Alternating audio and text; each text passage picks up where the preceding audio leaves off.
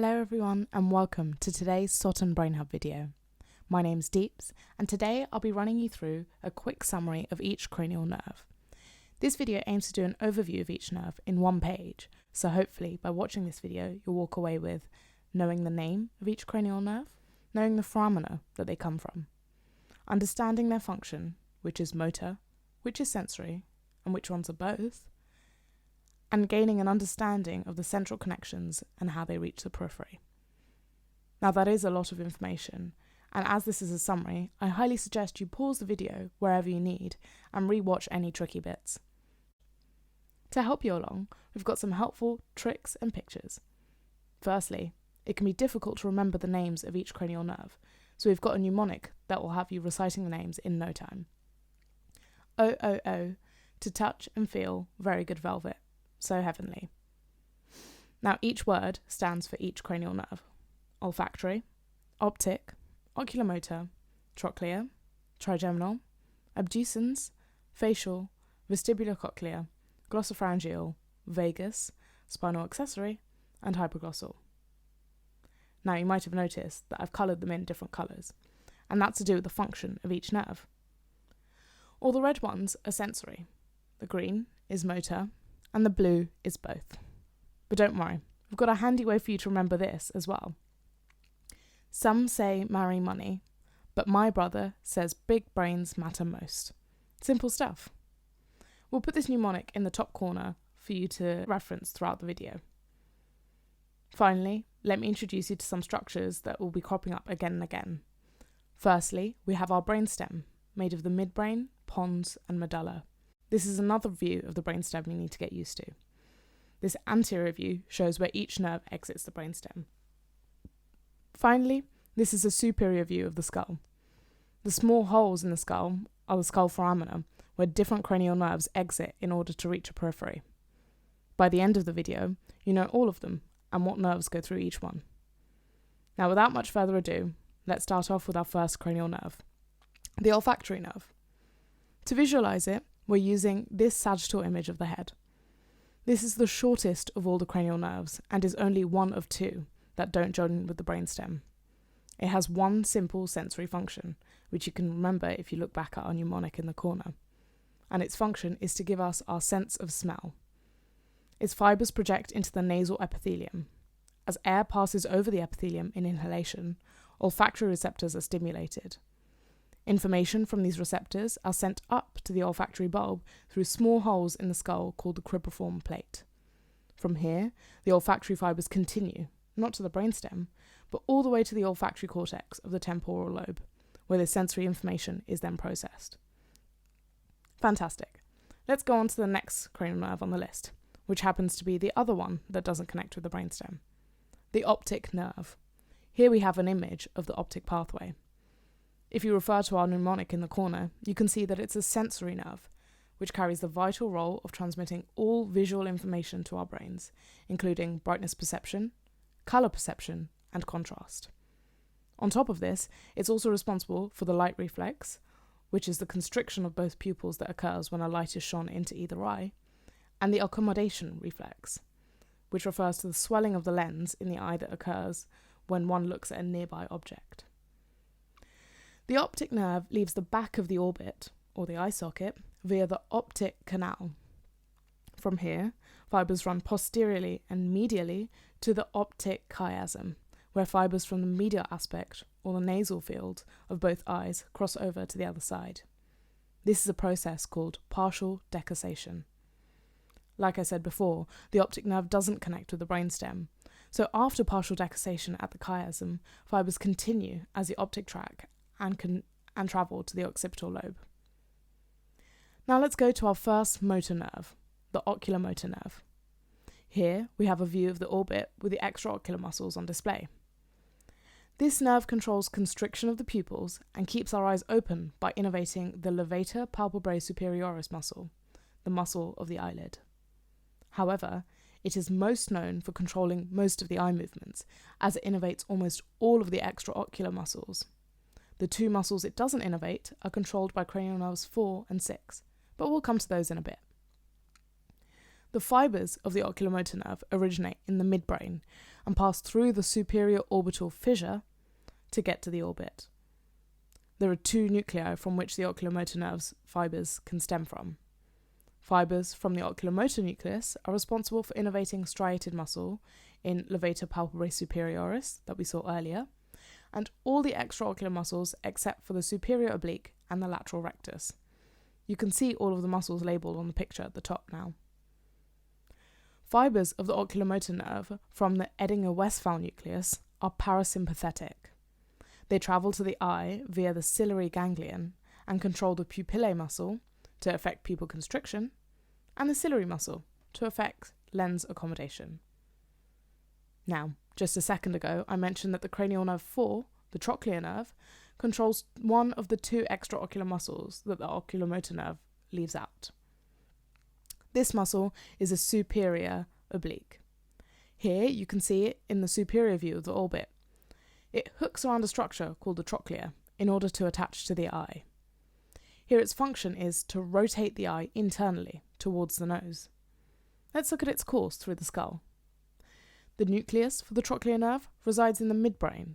From here, fibres leave the dorsal surface of the midbrain and continue forward. Now take note that this is the only cranial nerve to exit the brainstem dorsally.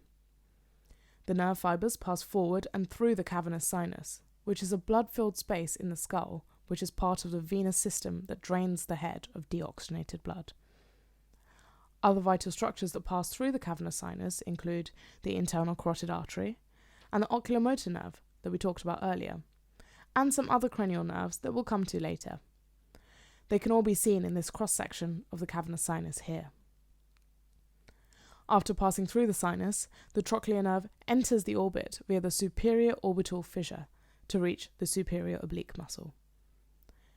Now we're moving on to our largest cranial nerve, which also happens to be the first one with both motor and sensory functions, which you can see if you refer back to our little mnemonic. It's a little complicated, as it has branches as well, so we'll take it slow, starting first with the functions. The sensory function of the trigeminal nerve is to provide sensory innervation to the face. It has 3 branches, which will provide sensation to 3 distinct areas of the face. In red, we have the ophthalmic region, or V1. In yellow, the maxillary region, or V2. And in green, our mandibular region, or V3. Now we've seen the sensory function. Let's move on to the motor function. The motor fibres travel through the mandibular division and control the movement of 8 muscles, including the 4 muscles of mastication. Now mastication means to chew, and the 4 muscles involved are the masseter, temporalis, and the medial and lateral pterygoids. Fantastic. Now we know what the trigeminal nerve does, let's see if we can follow through on its pathway. To help us with that, let's have a look at this image that shows the diffuse innervation of cranial nerve number 5 throughout the face. Now I know it looks complex, but we can break it down. All the branches of the trigeminal nerve converge at the trigeminal ganglion, where the cell bodies of the sensory fibres are. And by all the branches, I mean ophthalmic, maxillary, and mandibular. In order to get to the ganglion, they need to pass into the skull from the periphery. They do this by each going through a different foramina. The ophthalmic nerve goes through the superior orbital fissure. The maxillary nerve goes through foramen rotundum, while the mandibular nerve goes through foramen ovale. From here, fibres pass to the pons of the brainstem, with V1 and V2, or ophthalmic and maxillary, passing through the cavernous sinus that we talked about earlier. The nucleus in the pons is where the cell bodies of the motor fibres can be found. Now it's time to move to our 6th cranial nerve, the abducens nerve. This nerve, much like the trochlear nerve, has only one function, and that is to innervate an extraocular muscle, specifically the lateral rectus muscle, which is responsible for abducting the eye away from the nose. Easy stuff, right? As you can see in this image, it exits the brainstem at the junction between the pons and the medulla, otherwise known as the pontomedullary junction. To reach the eye, it runs through the cavernous sinus and enters the orbit through the superior orbital fissure. If you notice, all the nerves responsible for innervating the extraocular muscles pass through the superior orbital fissure, which is an easy way to remember things. Excellent. We're halfway there. Now let's just take a look at the 7th cranial nerve now, which is the facial nerve. If you look in the top corner, you can see that it's got both motor and sensory functions. On top of that, it also has parasympathetic fibres as well. This might be a bit confusing, so let's go through it logically, starting with the functions. The motor function is to control the muscles of facial expression, including occipitofrontalis, which stretches from the forehead to the nape of the neck, orbicularis oculi, which surrounds the eyes, orbicularis oris, which surrounds the mouth, buccinator, that lets you puff out your cheeks, and platysma, that stretches down your neck. Now you must remember there's another small branch that goes to the stapedius muscle in the middle ear, and that's to stabilise the stapes bone. The sensory function is to carry taste sensation from the anterior 2/3 of the tongue, and this is done by the sensory root of the facial nerve. And finally, the facial nerve also carries parasympathetic fibres to innervate the lacrimal gland to produce tears, submandibular and sublingual glands to produce saliva. Let's look at that in a little bit more detail while we look into the course of each of its roots. The motor root arises at the facial motor nucleus, which you can see is in red. The motor fibres then run through the facial canal in the skull and emerge from the stylomastoid foramen at the base of the skull. From here, it passes through the parotid gland. Now, take note, it passes through the gland, it doesn't innervate it. That's the job of the glossopharyngeal nerve, which we'll talk about later. The sensory fibres can be seen in blue on the pathway. They travel from the tongue to the chorda tympani nerve, which is a branch of the facial nerve. These fibres pass through the facial canal in the skull, then to the geniculate ganglion and through the internal auditory meatus. Sensory information is then taken to the tractus solitarius nucleus in the pons, which you can see in blue. Now the parasympathetic fibres exit from the pontomedullary junction.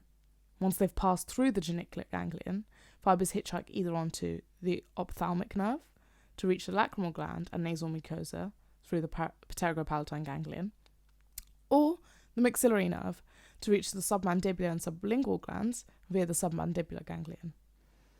And these fibres come from the superior salivatory nucleus in the brainstem. Now, that was a lot of information, so if you want to pause and rewatch that, do go ahead. If not, let's move straight on to the vestibular-cochlear nerve, which is made of two branches, the vestibular and the cochlear branch. Let's look at the function of each branch. The vestibular branch transmits information about spatial orientation, like head position, from the inner ear, while the cochlear branch carries auditory information from the inner ear to the brainstem, giving us our sense of hearing. The vestibular branch takes sensory information from the vestibular hair cells in the vestibule and 3 semilunar canals. Fibres then pass through the vestibular ganglion before joining the cochlear nerve. Meanwhile, the cochlear nerve takes sensory information from the cochlea. It passes through the internal auditory meatus with the vestibular branch, and here they join to form the vestibular cochlear nerve. The 8th cranial nerve then enters the brainstem at the cerebellopontine angle, shown in this image as the junction between the cerebellum, the pons, and the medulla to reach its nucleus in the pons. Excellent. Now we're almost 3/4 of the way there. Let's move on to the glossopharyngeal nerve, which has both motor and sensory functions. And like the facial nerve, it also carries some parasympathetic fibres, which makes it super simple to split the functions of the nerve into 3 distinct groups. The motor fibres innervate the stylopharyngeus muscle, which is responsible for elevating the larynx and pharynx to allow for swallowing. The sensory function is a little bit more widespread. The 9th cranial nerve carries general sensation for the inner tympanic membrane in the ear, the upper pharynx, as well as taste and general sensation to the posterior third of the tongue. Now remember, taste to the anterior third is taken by the facial nerve. On top of this, the glossopharyngeal nerve takes sensory fibres from the carotid body and sinus and carry vital baroreceptor and chemoreceptor information to the brainstem.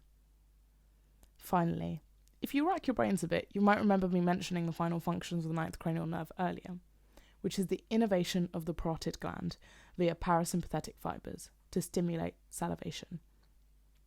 Before we finish up with this nerve, let's have a quick look at the course as well.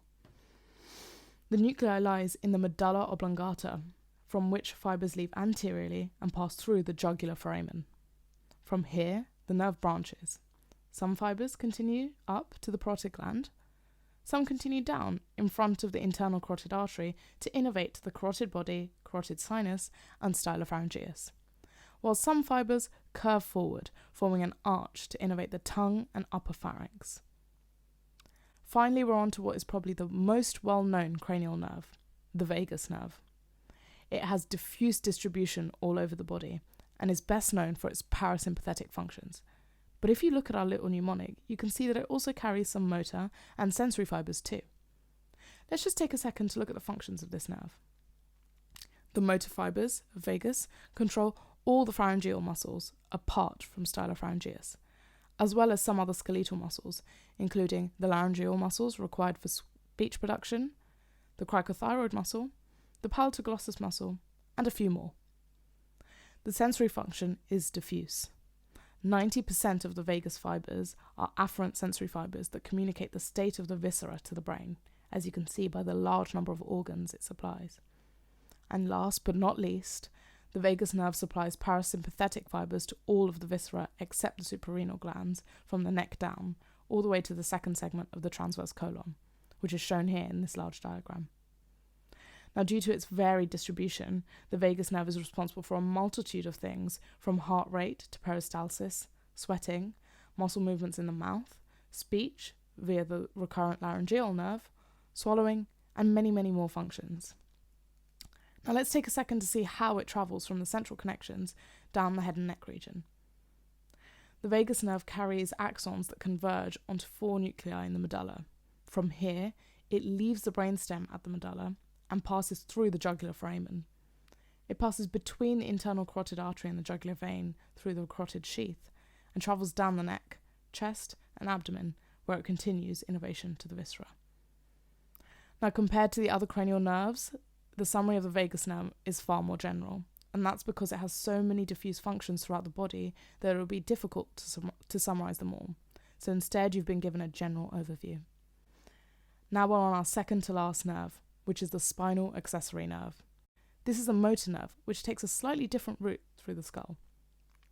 Its function is to innervate the sternocleidomastoid muscle, which is responsible for tilting and rotating the head, as well as the trapezius muscle, which has several actions on the scapula, including shoulder elevation and scapular adduction. Its course is slightly different to the other cranial nerves in that it begins outside of the skull. Most of the fibres originate from the upper spinal cord. These fibres then enter the skull through foramen magnum, to only then exit the skull via the jugular foramen, alongside cranial nerves 9 and 10. From here, fibres travel downwards to innervate the muscles in the neck.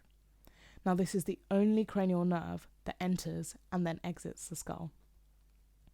Now, one thing to remember here is that older textbooks might split this nerve into a cranial and a spinal component. But more modern characterizations of the nerve consider the cranial component to actually make up part of the vagus nerve, and so is often disregarded when considering the spinal accessory nerve. And finally, we've made it to the very final cranial nerve, the hypoglossal nerve. It's pretty simple in that it's a motor nerve, with its function being to control tongue movements involved in speech, food manipulation, and swallowing. It supplies all the tongue muscles, bar palatal-glossus, which, if you remember from earlier, is innervated by vagus. The muscles innervated include genioglossus, hyoglossus, styloglossus, and the intrinsic muscles of the tongue, which can all be seen in this illustration. Let's finish off by discussing the course of this nerve. Cranial nerve 12 emerges from the medulla oblongata, as you can see in the cross-section of the brainstem. From here, it passes through the hypoglossal canal. As soon as it's left the skull, it merges with a branch of the anterior ramus of C1. Now remember, C1 is not a cranial nerve. It's a spinal nerve. From here, branches of cranial nerve 12 branch out to supply the extrinsic and intrinsic tongue muscles that we mentioned earlier by entering the submandibular region. And that's a wrap. We've managed to do a quick summary of each cranial nerve.